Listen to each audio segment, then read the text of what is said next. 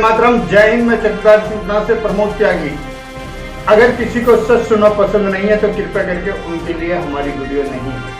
आज हम आपको बताएंगे भारत की सबसे पुरानी पार्टी की अध्यक्षता और भूतपूर्व प्रधानमंत्री के उस आडंबर की सच्चाई कि इन्होंने कैसे एक नैरेटिव तैयार किया भगवा आतंकवाद, और इसमें कुछ स्वार्थी हिंदू भी शामिल हुए और उन्होंने अपनी एक बड़ी भूमिका इस नैरेटिव में निभाई।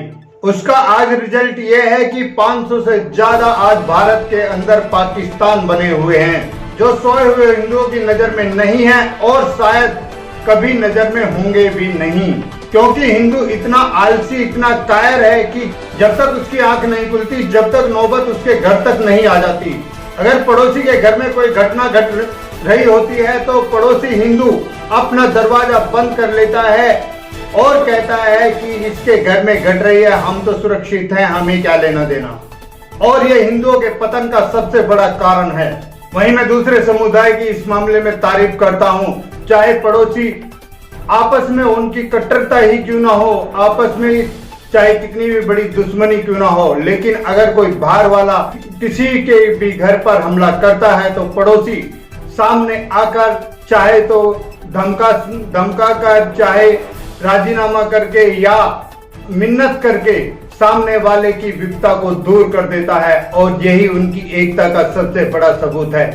यही फर्क है हिंदू और दूसरे समुदाय में, और यही उनकी एक बड़ी ताकत है, क्योंकि उनका एक नैरेटिव है और उसको वो भली भांति जानते हैं, क्योंकि उनका लक्ष्य है कि भारत को एक ना एक दिन मुस्लिम राज्य बनाना है। और इसका कारण है क्योंकि हिंदू तो सोया हुआ है और हिंदू तब तक नहीं जाग जाता जब तक उसके घर में किसी का मर्डर नहीं हो जाता, उसके घर में किसी का बलात्कार नहीं हो जाता, उसकी बेटी का लव जिहाद नहीं हो जाता, या इस तरह की कोई भी अभिनय घटना नहीं घट जाती जब तक हिंदू नहीं जागता।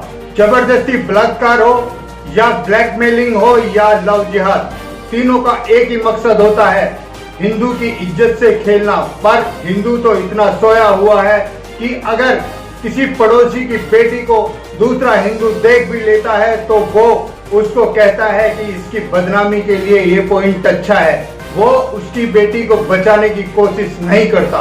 और यही कारण है कि आज हिंदुओं की बहु बेटियों से खेला जा रहा है और हिंदू चुप है। और जहां मुस्लिम समुदाय की जनसंख्या कम है वहां पे ये बड़ी शांति प्रिय ढंग से रहते हैं, लेकिन जहां पर इनकी बहुसंख्या है वहां पर ये इतना आतंक फैलाते हैं कि हिंदुओं को प्लान करना पड़ जाता है, बेचना पड़ जाता है उनको अपना पुश्तैनी घर, अपनी जमीन जायदाद और रोड पे रहने के लिए मजबूर हो जाना पड़ता है। चाहे ये घटना कश्मीर की हो, चाहे पश्चिम बंगाल की हो, या केरला की हो, या फिर मुजफ्फरनगर की हो, या नूरपुर की हो, या इसी तरह के हजारों गांवों या कस्बों की हो, लेकिन प्लान तो हिंदुओं को करना ही पड़ता है। और यही कारण है कि आज भारत के अंदर 500 पाकिस्तान बने हुए हैं। फिर भी कुछ सेकुलरवादी हिंदू उनको मसीहा बताते हैं, जो उनका घर प्लान करवा देते हैं, हिंदुओं को घर से बेघर कर देते हैं। वो हिंदुओं पर ही आरोप लगाकर दूसरे समुदाय को मसीहा बताने में कोई कमी नहीं छोड़ते, और यही कारण हिंदुओं के पतन का है। अगर हिंदू आज नहीं जागा तो फिर कभी नहीं जागेगा, और भारत को मुस्लिम साम्राज्य बनाने से कोई नहीं रोक सकता। और इसमें सबसे बड़ी भूमिका 70 सालों से कांग्रेस की रही है। इसी के साथ देश की सच्चाई के लिए, देश के लिए जीना, देश के लिए मरना। अगर किसी को हमारी ये वीडियो अच्छी लगी हो तो लाइक करें, शेयर करें, कमेंट करें और बेल आइकन दबाएं और सब्सक्राइब जरूर करें। अभी मैं अपनी वाणी को विराम देता हूं। वंदे मातरम।